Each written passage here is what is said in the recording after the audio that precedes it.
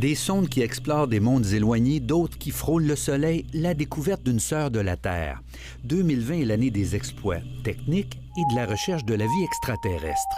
C'est une quête qui est sans fin, là, hein? Depuis qu'on a trouvé la toute première exoplanète dans les années 90, les astrophysiciens y ont comme rêve de découvrir une Terre 2.0.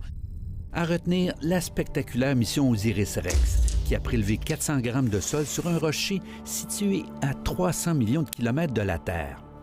Et le retour de la sonde japonaise Hayabusa avec, à son bord, du matériel extraterrestre non contaminé.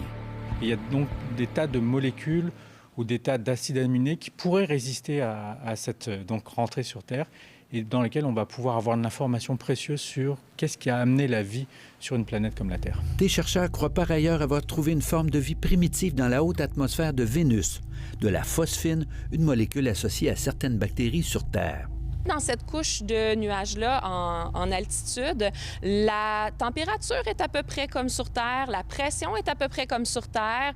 Il reste l'acide sulfurique qui est vraiment pas idéal pour la vie, mais on pourrait peut-être imaginer des formes de vie qui réussiraient à se protéger de ça. Le satellite européen Gaia aurait également permis de créer cette carte exceptionnelle. 7 % des 300 milliards d'étoiles de notre galaxie en mouvement, leur position et leur distance confirmées. Ce 7 %-là, il est vraiment fantastique parce qu'il nous permet de déterminer correctement la position et d'avoir une photo 3D de notre galaxie et de voir l'évolution en fait des étoiles, les courants d'étoiles qui existent dans notre galaxie et d'avoir une carte la plus précise qui existe à ce jour de notre propre galaxie. 2, 1, 0.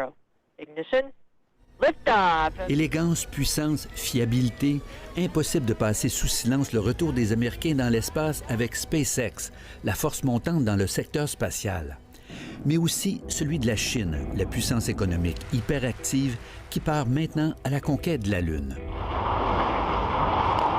Il faut aussi rappeler la perte du grand radiotélescope d'Arecibo, utilisé durant plusieurs décennies pour tenter, sans succès, de détecter des signaux radio extraterrestres.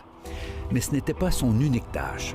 C'est le télescope qui a permis la détection de la toute première exoplanète, pas autour d'une étoile similaire au Soleil, mais autour d'un pulsar, qui est un cadavre stellaire. Donc, c'était une découverte très, très surprenante qui s'est faite en 1992. À surveiller en 2021, la mission martienne Persévérance, un rover, un drone et beaucoup de questions en suspens.